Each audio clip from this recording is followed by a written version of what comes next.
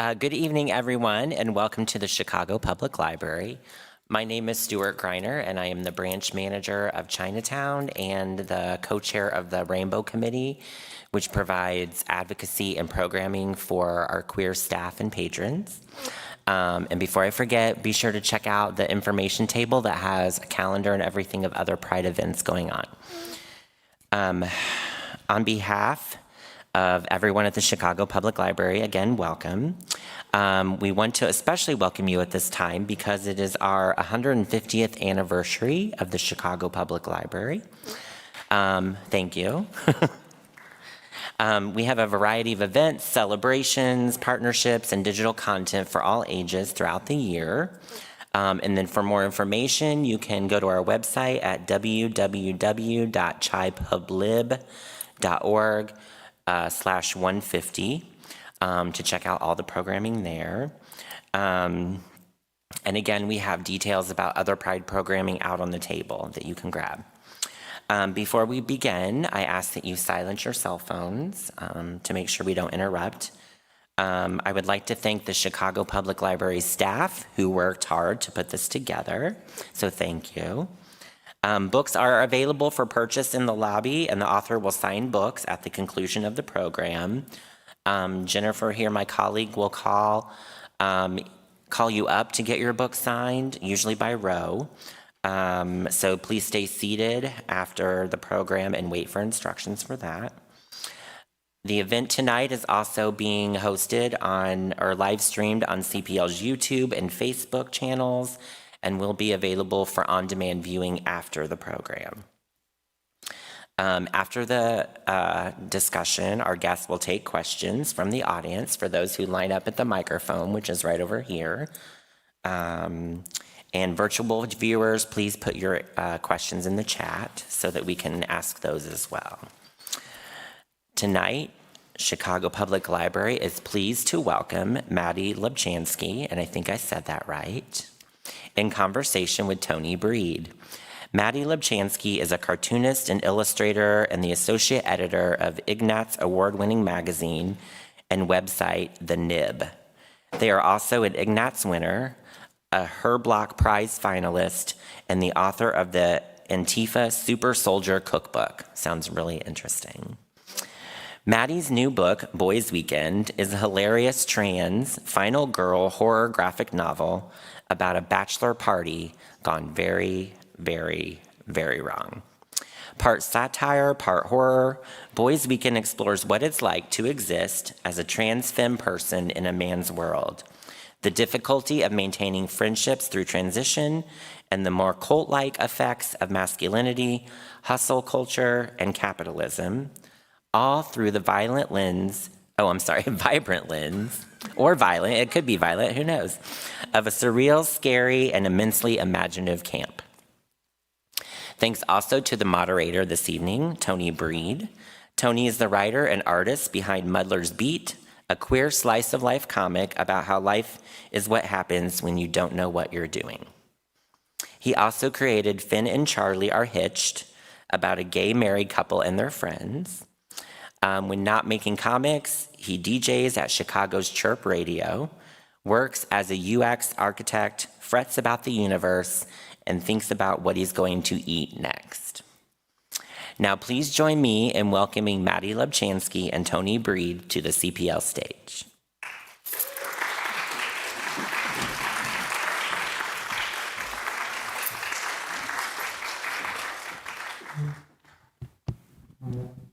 Hello. Thanks for coming. Hello. It's a big room. Yeah. Large room. There's grills we can't see from here. Yeah. Hi, everyone. I'm Tony, and this is Mattie. You probably figured that out. Yeah. That's me. We've got a slideshow. Yeah. Let's dive into it. Sure. So I know comics readings are like a little iffy as a concept. They're very cool. They're All very the cool cool, kids. and everyone loves to do them. No, but I've got like a little sample of the book here that kind of introduces you to like the setting and some of the characters here. So bear with, that should be big enough. Yeah, we're good. Cool. Let's get started. Can everyone like read what's on the, or is that too small? Okay, well, I can read it. So there's like a text message up there. It says, "How's the flight? Feeling all right, even hopeful." This is a pilot voice. Yeah, this is like okay. It's all right, folks. No, that's a little complicated.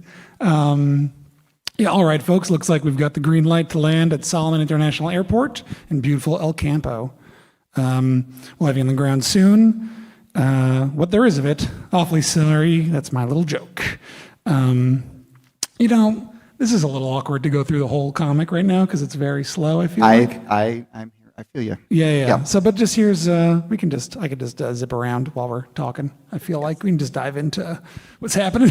So in the book we have a character named Sammy. Yeah. Let me get to what they look like. There they are. Sammy, formerly known as Sam, now known as Sammy. Yeah. And there are some parallels with you, my friend. Let's talk about the parallels and a wife named Mia. And how much of this is what we call lampshading when you draw attention to these things. But let's talk about that. Sure. So I think crucially about this book is that Sammy here, as you can see with the green hair, does not have glasses, and I do. So that's a huge difference. And the green hair. And green hair, which I had purple hair at the time when I was drawing this book, so it's very different. And their wife Mia has glasses, and my wife doesn't. That's quite clever. No, I mean, I would say the main difference is so the sort of like germ of this book was that I was like right after I came out, like really soon after, like I was not even out to my parents, I think, and I was out to only some friends. I did go to my friend's bachelor party, and I was the best man at his wedding, and it was in Las Vegas. And I had sort of the germ of an idea of like, what if a person was in that situation and it was 1,000 times worse in like every conceivable possible direction. So Sammy's a lot like me in that's the situation they're in, but they've been out for a much longer time. Their friends are a lot worse. I love my friends; they're good. I had a nice time on the trip. And all their friends are just awful. The place is hell in a way that I don't, libertarian capitalist. Yeah, like I don't love Las Vegas very much. Like I don't like it. I'd say, but this is like the sort of like I tried to crank it up as much as possible to be the most evil place imaginable, even before all the other stuff starts happening. This brings me, so those of you who are familiar with Mattie's work with the nib or in the webcomic, please listen to me. A recurring theme is the dystopian hellscape. Some stuff. I want to say that Margaret Atwood has nothing on you. Like you go dark and hard and fast. Of course, Please Listen to Me is usually 4 panels, so there's only so much time to establish. So you have to get to get dark as fast as. It's funny you bring that. That's actually a very big compliment because when I was thinking about this book and the way that I wanted the world to look, I was actually thinking a lot about her book Oryx and Crake. Have you ever read it? Oh, yes. Which is one of my very, very, very favorite books. Despite, I would say, in recent years, Peggy's problems publicly. with me. I will say about that book that I was doing a Marie Kondo, and I was like, I love this book. It's so it will stay with me forever. I will never read it again because it was too traumatizing. I donated it. I read it again a couple years ago. Actually, it's still so good, and like the setting of it is like it was written in the late '90s. I think maybe '99, 2000, around then. I think it came out. Maybe that sounds about right. Yeah, and it takes place like around now, and it's one of those things you could be like, oh, X person predicted the future with like eerie accuracy, and it's not necessarily like the details of the world that she builds, but so like she does such a good job of drawing a very straight line from where we're going or from where we are to where we're going at the time, right? Which was quite a feat considering when she did it and how much the world changed. It wasn't like, oh, I see this happening in a couple of years because of the way things are now. It was like before a lot of like tech stuff had happened, before a lot of like surveillance stuff had happened. It was a very impressive feat of world building and like speculative fiction. I was trying to sort of like, that was my model for like what good speculative fiction is like and like what good science fiction world building is like. So it's very nice that you say that. I'm happy to. We didn't discuss that in advance, though. It's a totally unexpected compliment. That's always nice. I'm looking at my other notes. Complimentary and mandatory video. That's just like, I feel like there's a in the. Oh yeah, that's. I can go back. I just go back. It's fine. There's a scene where it's described you're landing, and there's the complimentary and mandatory video for all passengers. Yeah. It's just such a perfect little. What's the like a synecdoche. not tech speak, but like Oh. customer service speak, like just that little turn of phrase. It says so much about where we're going and what's going. Yeah, I was trying to get at sort of like, not only are these tech companies like want to just rip your money out of your pocket, but they also want to just like completely dehumanize you. They're not interested in like giving you any sort of anything. Like they just you're a worm to them. And there's this bit here that's like, oh, you're watching the video, and the fact that you made eye contact with the video means that you've agreed to our terms and conditions of the island, which includes like they're allowed to do anything they want with your blood. They could kill you. Like the island is on the giant trash heap in the Pacific, right? No, it's in the Atlantic. In the Atlantic. Yeah. Is there? Or do we have two trash heaps? No. This one, I mean, it's you made up one. There's there is mention of a trash heap city that's in the Pacific that's like a sister city to this place. Oh, okay. But this one's like a man-made construction in the Atlantic. That was like Not an implausible thing, which then puts it in international waters, and thus. Yeah. So I mean, I've had like a long obsession with libertarians and like seasteading, which is when they're like, oh, we're going to go live in pods in the middle of the ocean.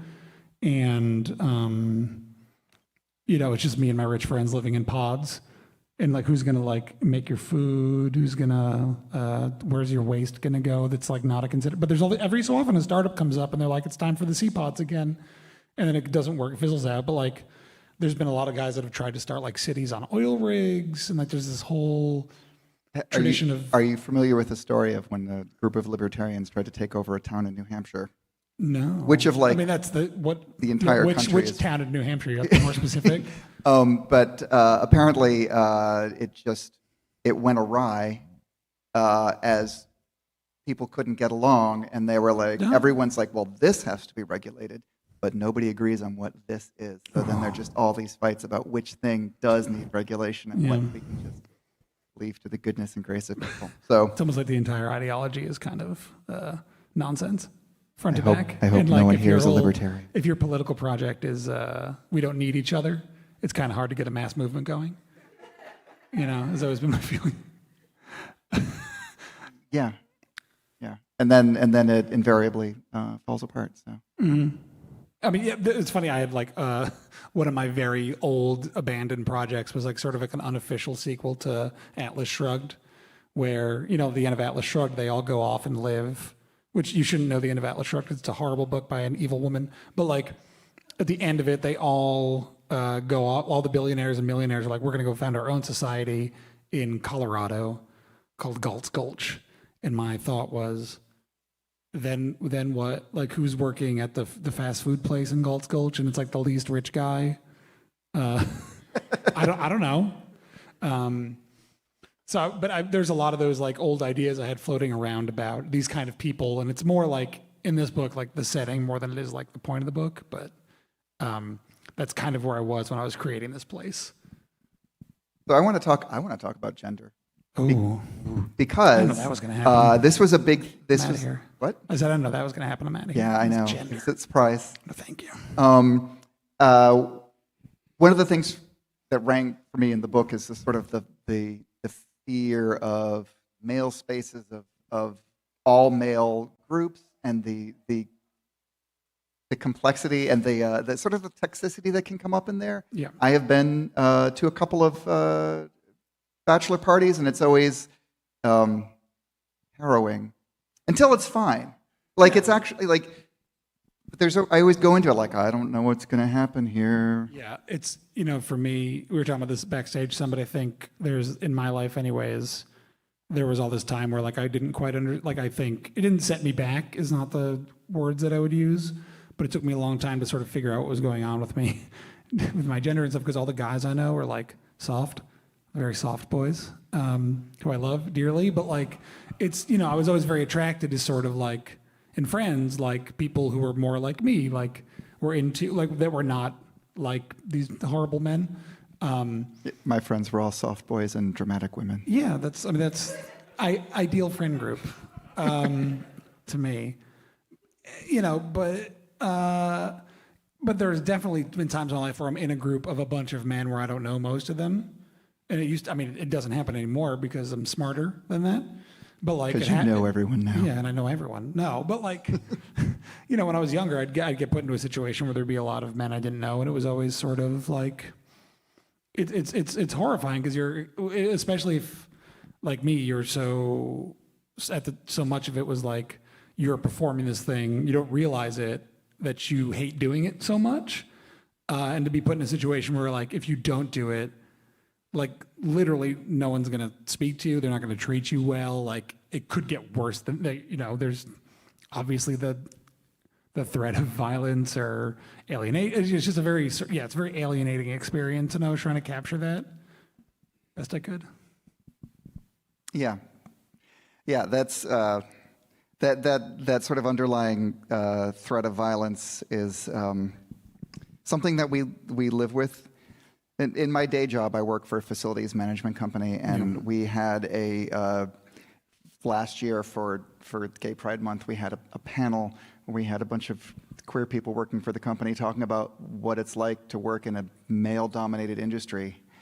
Like when we talk to the vendors who do our work, when they say, I'm hiring a guy, they mean they're hiring a technician. And when they say, I'm hiring a girl, they mean they're hiring someone in the back office. Cool. Like, it is... Great. Yeah. Like, the gender roles are so entrenched that you think, like, if I want to even bring up, like, being gay or being non-binary or anything like that, like, it's, like, first I gotta just deal with the fact that they're like, could you hire a man to work in the back office? Would that be okay? Yeah, I mean, there's another thing that like set me back some years was working in engineering, where I was like a mechanical engineer for like 7 or 8 years at a college, and it was the same situation where it was like, like everyone who works there is like a man, and then the women work at the front desk or whatever, and I'd spend all day talking to the women at the front desk. It was much nicer over there. I don't know, like, it just seemed like it was just an environment in which just every day it was just terror, Yeah. My other story, which I told you earlier, is that in 1993 I went to a men's workshop, which is, I think, maybe a thing that I might need to describe to someone in 2023. They don't really have them anymore.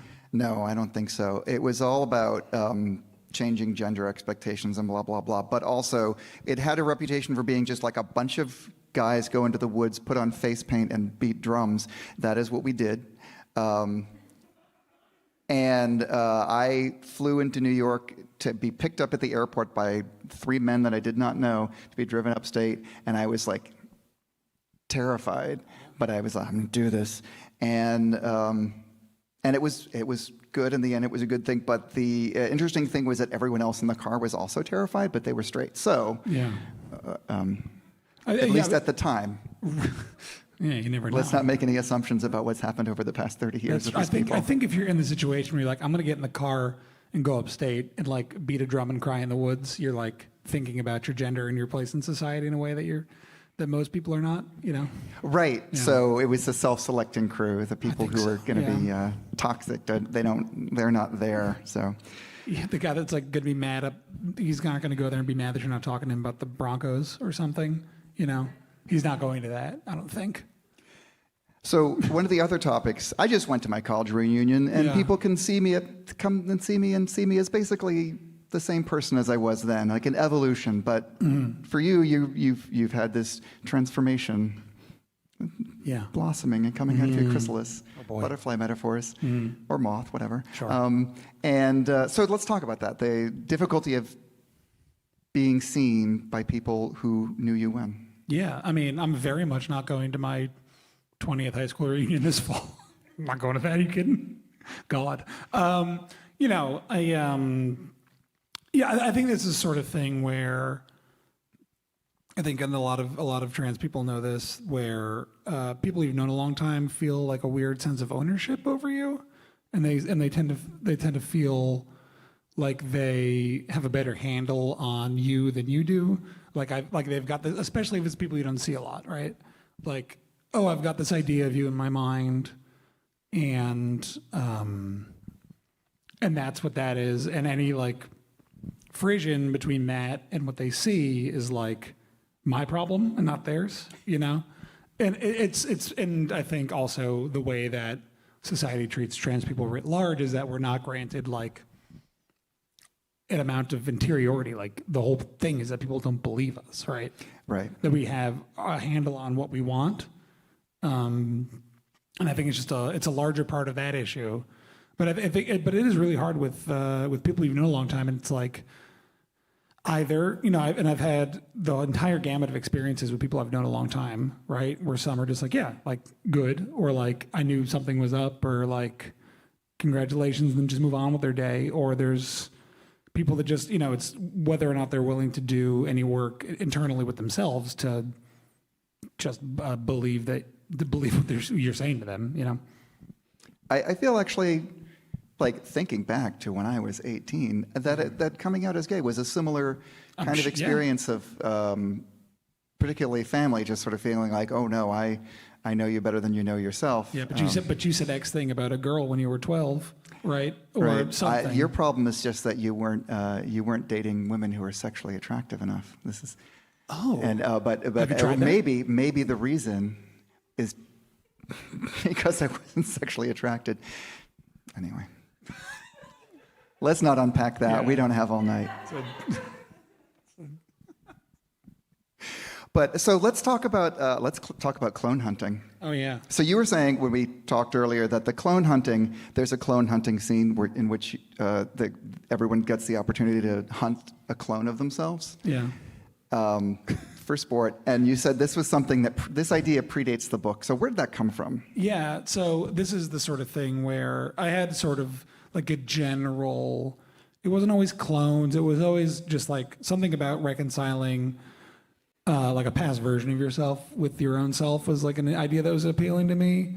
And I settled on the clone thing, but it was also like, that fit in better with the themes of the book than like a time traveling thing. But the idea is like, oh, if you ask, you know, there's always those prompts that go around online. It's like, if you could tell yourself one thing when you were 18, what would it be? And every trans person is like, I know exactly what I'd say to that motherfucker. I know what I'd say, you know? And like, I know what I'd say.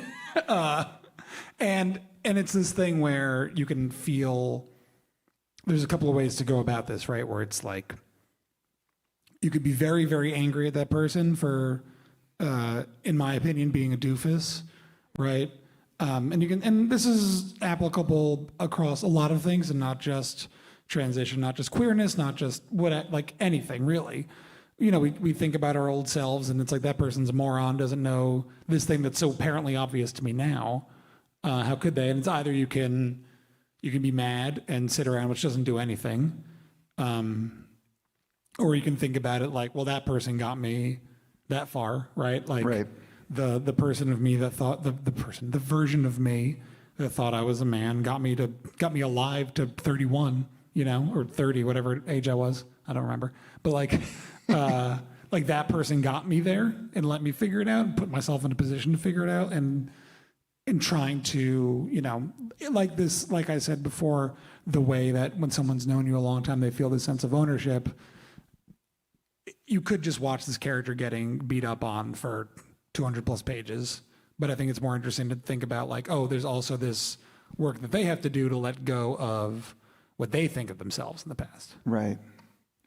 I've thought about this and like, what would I say to 15-year-old me? And I think nothing. I think that not coming to terms with my sexuality until I was far away from home and in college was very useful for me, and I don't know that high school would have been better for me if I'd been conscious of this fact. Yeah. So, but it starts out in the book. It starts at this very dark concept and having to be put face to face with killing an earlier version of yourself, and then you see the version of yourself, and you're like, oh, this not even me anymore. But then it gets to this very beautiful place. Yeah, and it's You'll like have to read the book. Yeah, and the idea of like this horrible capitalist place that only sees us as meat or just like a walking wallet or whatever. Like, what do they see a trans person as? What do they see a person as? It's just like jeans and money, right?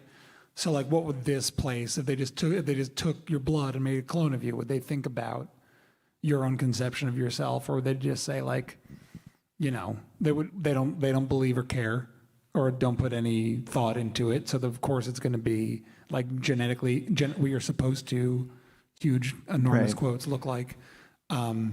So it was like trying to tie it in with the sort of like general themes of the book that way.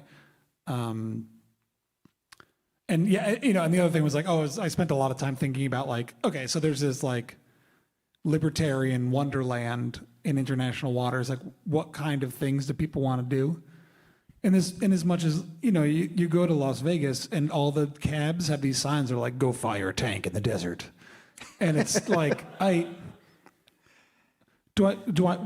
if given the opportunity to fire a tank once, would I do it? Probably. But like, it's not the fact I don't that like loud noises. I hate them. I'm sure they give you the big headphones. Oh, It'd be weird if they that didn't. kind of changes my answer. It changes the algebra, yeah. The arithmetic, whatever. Whatever the phrase is that people say. We don't do arithmetic anymore, just algorithms. Oh, okay. That's good. That's true. But like the idea that it's like catering to people's like worst possible, like that anything goes is your most base evil instinct, and not like something fun or good or interesting or like what we are told is possible with the resources we have is almost always used for something that is not helpful to anybody. It's like we have all this amazing technology in the book, and they're using it to like open up a center where you could engrave the moon yourself. Yeah, actually, that I forgot about that, but that upset me. I was like, do not touch my moon. Yeah, I had in the background of a drawing, in the background of a scene, you see the moon, and it was covered in graffiti, and I was like, that's too depressing. I don't want to. It's also was in the Tick, the TV show, the Tick, the animated TV show, the Tick. You have to Great show. keep. There's Yes. 3 adaptations of the Tick ago. They like in episode 2, someone tries to write on the moon and then gets stopped, and then just for the rest of the show, every time the moon is there, you can see the half-written name or whatever it was, and it's just this little. What is the human drive to write on the moon? Why do we all think about this? It's strange. I don't think I've ever thought about it. I'm saying, but like But other people have, right? Yeah, I'm saying, like, yeah. why is this? Who knows? Everyone sees it. That's yeah. Like just a little I think we moon, got just there, a little yeah. moon aside. There's all this mythology around the moon, and like the moon disappears. She sets down and has to leave because the sun comes, and they're jealous and they hate each other. I think she's allowed to do whatever she wants. Right. Well, sometimes she does. The moon just shows up in the middle of the afternoon. Why is there no mythology around this? I remember this. Like I'd be in gym class, and there'd be the moon up, and I'd be like, "There's the moon," and there's no stories around that. That's a good point. Is it though? You'll have to ask. This is what wakes me up at night. Yeah. You just said it was the afternoon. All right. Anyways, it was a dumb joke that you shouldn't. I'm opening up a whole can of worms. So one of the other aspects of this all-male friend group that you have in the book is that that in fact it's not an all-male group. That the toxic male group includes one woman. Yeah. And I think we've all. In my notes, I referred to her as the not like other girls girl. Yeah. So let's talk about that.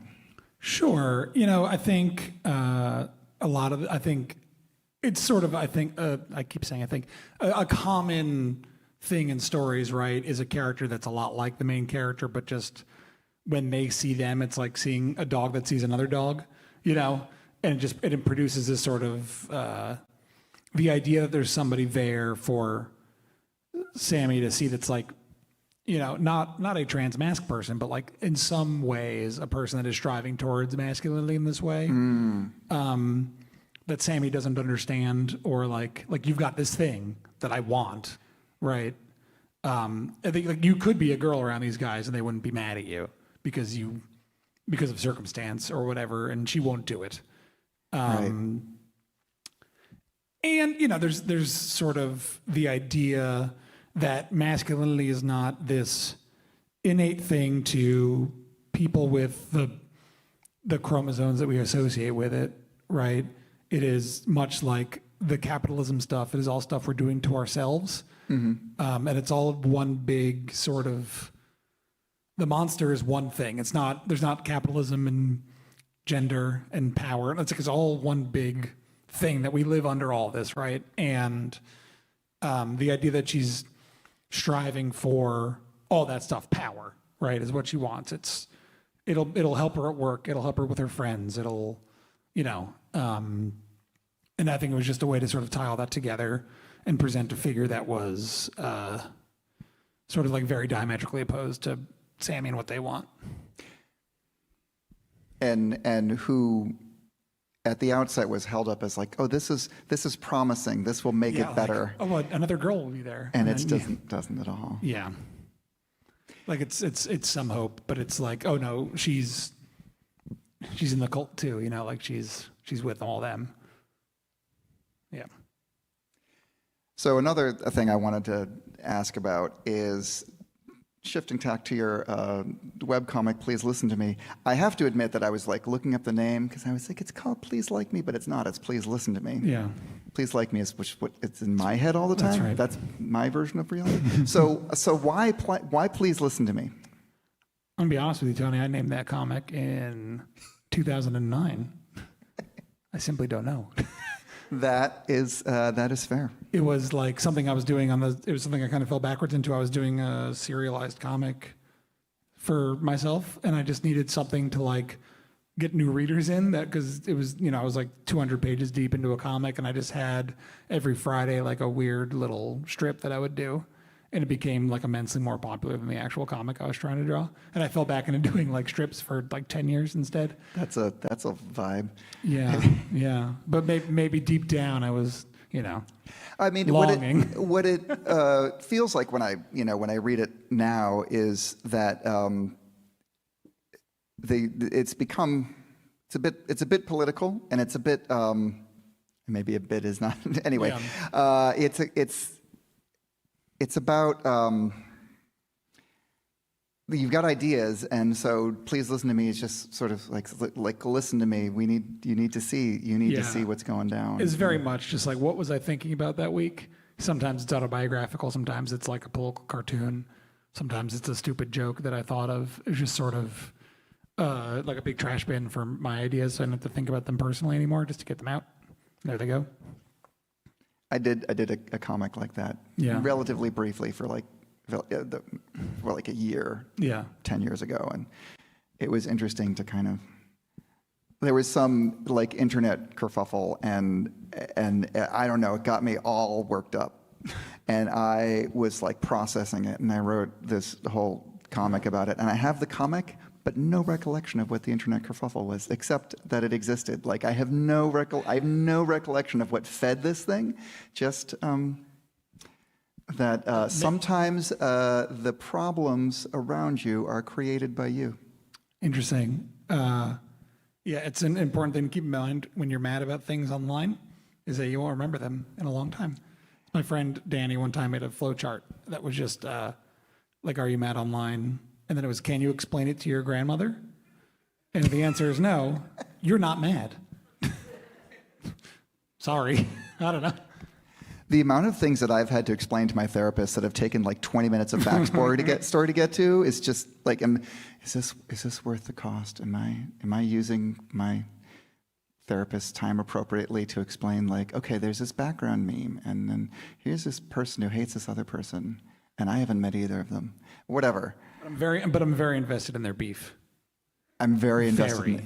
Yeah. I guess I can't like look down on people who are like totally into Real Housewives if I'm like the Real Housewives of Twitter is my, Yeah. or it was. Yeah. I feel myself separating from Yeah. it. Like R.I.P. to a real website. yeah. Yeah. It's just like drifting away from it without trying. Yeah. Why don't we take some questions from the audience? I would love to do that.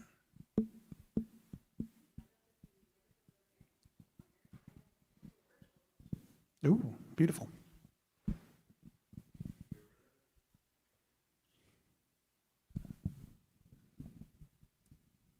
Okay. From our virtual viewer, Sam, what advice do you have for an aspiring cartoonist? Ooh. Just do it. Just do it. Comics are hard. They're really hard. They're bad Yeah. for your body and your mind. And like anything, you won't be good at it at first. Yeah, and it takes a long time to get good at comics, like a very, very, very long time. I mean, I think, anyways. It's just do pages, just get them done, write something and draw it, and show it to people and make a community and show it to them, and just keep making them until you're happy with them. Basically, there's no like advice beyond just draw the pages.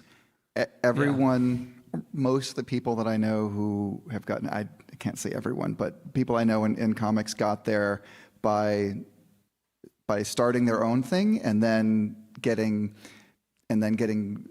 people who are like published by major houses or who are working for Marvel or Boom or whatever. They got noticed by doing their own thing first, so that's the place to start. Yeah, make a zine. Make a zine. Make a zine. Go to a zine fest. Everyone Yeah. there is lovely. Yeah. They'll just come up to you and say, "Tell me about your zine. Here, I'll give you mine. You give me yours. You won't make money. That's okay." You can draw a black and white zine and get them printed for dirt cheap. Like, just look up how to do the thing where you just fold it like an accordion and make comics and give them to people. That's all. And just give yourself permission to be bad at it, because that's what I did. I was looking back at someone else's work when he started, and I was like, "Oh, he was bad at it. If he was bad at it and he's good at it now, then I can do that too." And he was putting it out on the web. So yeah, if you look at my early stuff, it's not very good, and that's okay. And I'm still selling the books. What's wrong with me? And I'm one of the morons that are buying those books, apparently. And I think they're wonderful. Thank you. You may have just put a fork in the question I was about to ask, because Mattie, I was curious, especially in the last couple of days, especially on Twitter, there was the comics broke me hashtag. Yeah. And I was concerned. My question was about, because you mentioned that you had a career as a mechanical engineer first, and you shifted into doing this and working for the NIB as your career. So I wonder if you can talk at that, shall I use the word transition? But making a career, especially not having to deal with like big 2-page rates and stuff like that. Yeah, it was, it took a long time to turn it into my career. There was years and years where I was doing comics. I would go work a day job. I was commuting. It was right during the worst parts of the recession in the late 2000s. And the only job I had and could get was my commute was 2 hours each way. And I'd get home at 8 o'clock at night and then draw comics for 3 hours, go to bed, and then wake up at 5 the next day. And then I'd work on the weekends also. I did this for years, which is not what you should do if you want to be a cartoonist. You should be nice to yourself and your body, because it's kind of grueling work physically to do. Yeah. There's all sorts of resources out there for taking care of yourself a little better. And, I think it's, in terms of the comics broke me stuff, I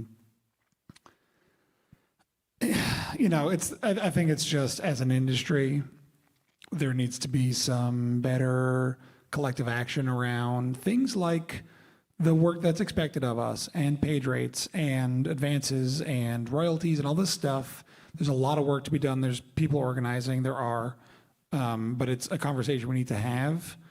And there needs to be, it's mass action. It's not like one person can do something about this.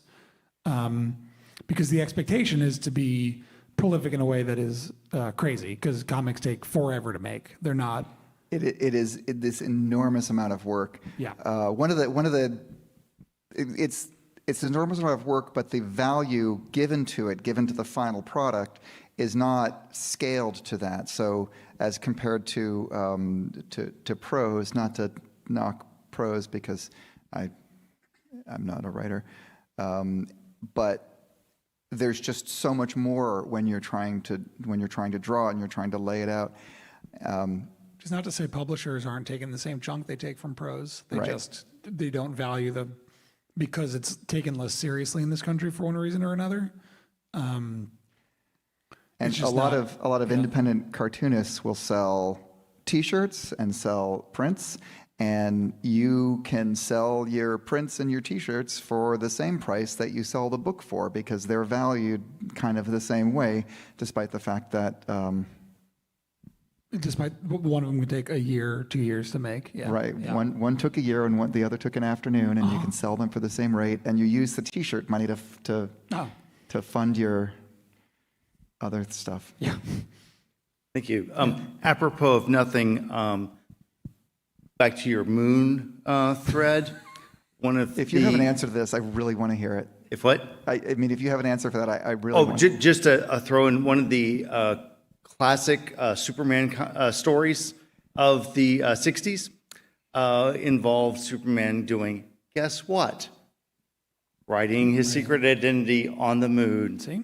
And telling everyone, quote, do good to others and every man can be a Superman. Superman, And Clark Kent. he wrote this on the moon. He wrote this on the moon with his heat vision. Very, very on What a brand. jerk. So, Yeah. What It if I don't want to see continues. that? Yeah. That's We just gonna- thought you were one of the good men, good ones, Superman. Yeah. Not so super. Okay, we have a few more virtual viewer questions coming in here. Mattie, how do you decide what of your ideas need to be in short form versus longer form, like your book? I think it's, for me, this is my first like really long thing. I'd done a book previously a couple years ago, the Antifa Super Soldiers Cookbook, and that was more of like novella length. And that was like very episodic, almost like strips. I'm not sure, to be frank. It's, I feel like if it's, the strips are more like I have an idea or a thought that I'd like to communicate. And comics are, the best communication medium in my opinion. You can download a lot of information to other people very quickly. And the barrier of entry is very low for both making and reading them. So if it's like the short strips are sort of like, well, I've got something I'm annoyed about. And this is There is a more kerfuffle on the internet. a kerfuffle that I've got thoughts and everyone's got to read them. Whereas this book and the last book I did in the book that I'm working on now are very much like, I've got a story I'd like to tell, and yes, I've got my little ideas, and I think about them for a long time, but then I try to make them more sub rosa to the actual characters and setting and plot, stuff like that. Hello, hi Mattie. Nice to see It's going great. So I am loving the book. I just started reading it this weekend, and there's so many fun details that I'm trying to really savor in the background. That art, there's a lot of fun jokes. So thank you. I'm wondering if you want to shout out any artists or authors of people who like this, might like work by other people. Ooh. It's to put you on the spot, I know, but the what am I reading now recommendations always trip me up. I'm trying to think of people who make like other work that is good story that is also very political stuff. I really love the work of Ben Passmore, who's great. What else have I read recently for like horror comics? I really love the work of Julia Graffair, who's like her stuff's a lot like actually way more scarier than mine. But this is not like a scary book. It's got horror elements, but she makes like great like capital H horror books that are really compelling and great. Yeah. Virtual viewer asks, there's lots of great background jokes in the novel. What's your favorite? Ooh. So there's a lot of, I was trying to do a lot of like table setting for like what is going on for world building basically for the city they're in. I was trying to go like the Futurama route where you just have a lot of jokes in the background nonstop. And that was also a way to keep myself entertained while I was penciling the book. Like almost none of them are in the script. It was just me entertaining myself. My favorite background gag is probably there's a sign that says, it advertises, it just says, eat the pepper that kills you.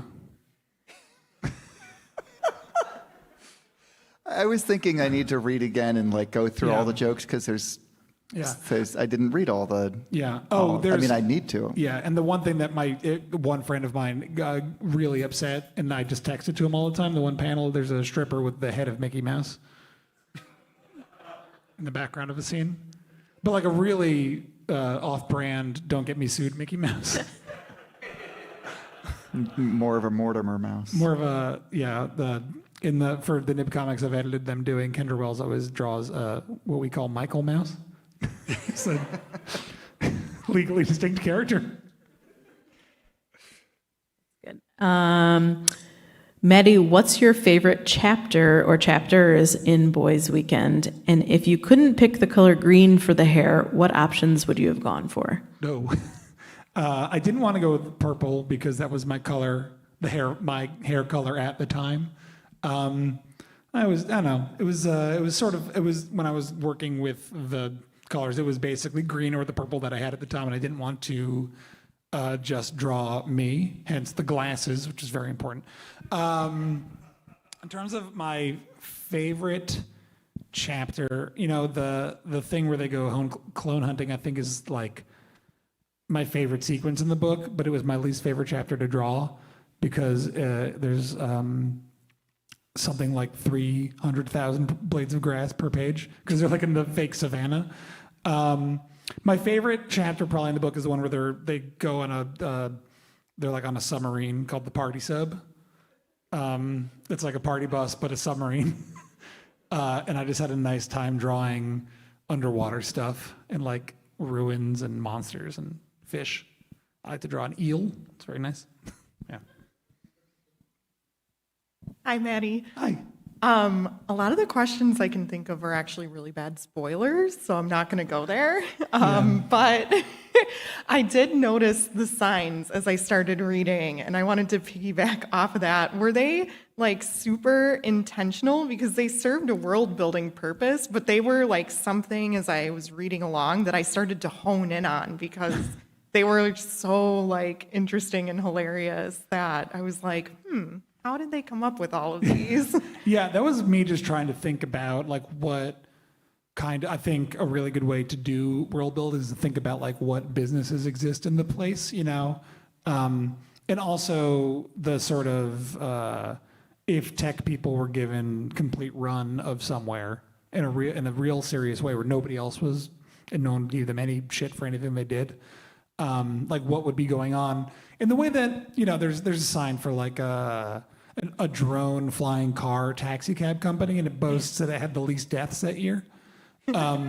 Because every time one of those tech startups says they're going to do flying drone taxis, it's just, when those get released, a lot of people are going to die.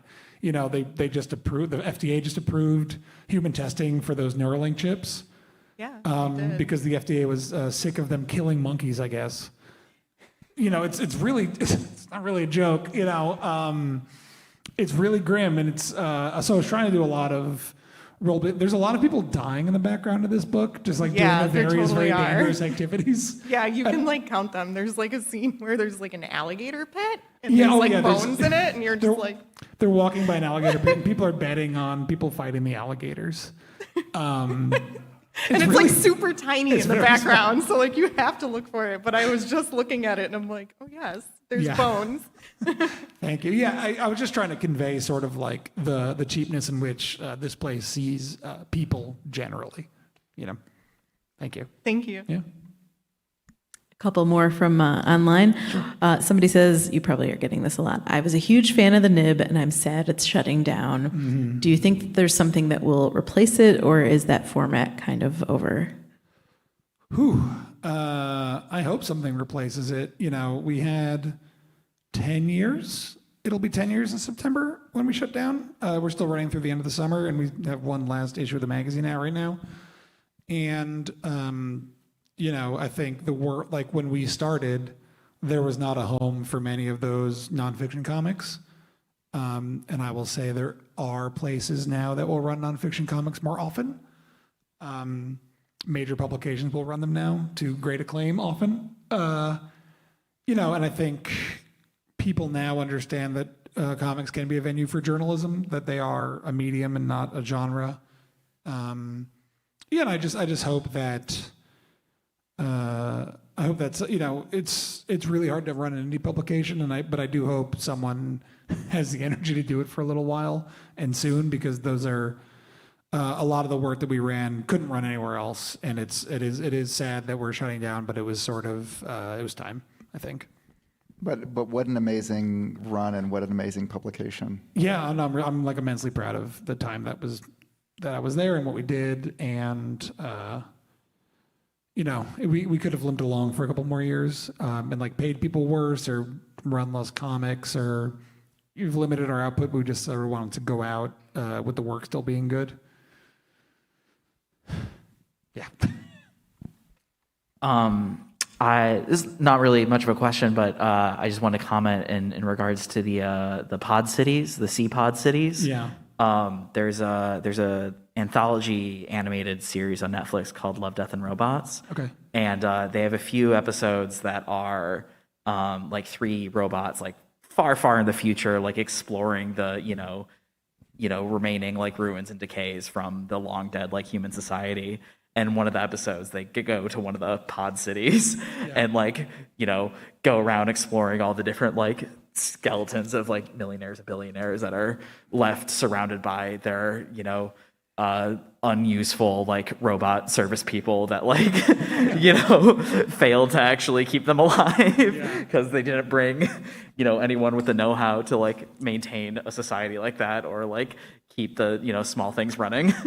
Yeah, I'll have to check that out. It's very, I think it's fascinating to me, the sort of just like the absolute disregard they have for the idea of community or what humans actually need to live. You know, it's a very alien concept to me. Yeah, thanks. And I think this is our last question, which is, what is your next book? Ooh. So yeah, it's a book I started working on I just finished writing it. I've begun drawing it just before I left for book tour. The working title is Simplicity. It's with Pantheon again. It'll be out, I don't know, in 2 years, because comics take a long time. But that one's about, it's funny you mentioned the men's trip upstate where you're like all chanting in the woods, because it's about cults in upstate New York. It wasn't a cult. Listen, They told us that very explicitly. yeah, well, that's how they wouldn't be allowed to say that if it was. But it's about sort of like, it's about cults and political separatism, and it also takes place like in the near future, and the title will change by the time it comes out. But I'm really excited about it. So it's a lot like stickier and weirder, and it's I was very much thinking about sort of like utopian separatism when I was writing it, and I'm really excited for that one to be out there too. Is it going to take a dark turn? It takes about 5 dark turns and then a nice one. That's the best kind. Oh, I think it's nice. Other people might not think it's so nice.